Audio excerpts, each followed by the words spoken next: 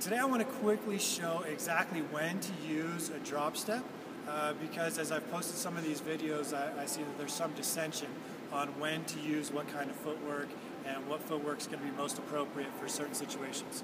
Right? So anytime I'm in a good defensive position where I am between the offensive player and the basket, okay, whether she's just not trying to attack, maybe setting up her offense, or maybe I have her moving laterally where she's already facing towards. If I'm in this position, then I don't have to cross over my feet. I can shuffle, step slide, you know, whatever way you want, terminology you want to use, but I'm just moving laterally here.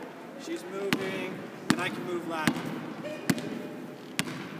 As soon as she tries to go forward, if I'm in this position and she starts to go forward, if I move laterally, she's either going to beat me or I'm going to end up fouling. Okay? So as soon as she starts to go forward and gets half a step, I have to retreat and recover. Okay? Moving laterally won't work at this point. So this is where I'm going to use a hip turn. Okay? So now I've got my body positioned towards her and I'm in a position where I can recover. All right? In this position, if we were moving quickly, if I hip turn here, I have something that I can push off. So that's why I'm going to be more explosive. If I drop step here, I don't have anything to push off. My next movement is going to be slower.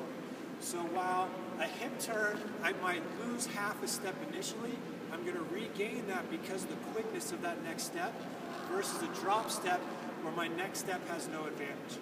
All right? So once she gets a step, I hip turn, she still has an advantage. If what I see in high school and college games is I try to shuffle here, and if she's moving forward and I'm shuffling, she's just going to continue going to the basket. I'm never going to be able to catch up. So instead, once I hip turn, I need to cross over and get back in front of the ball. Once I'm in front of the ball, now I might be able to shuffle. If she's running a lot faster, I might have to hip turn again, or crossover step again to get back in front. Okay?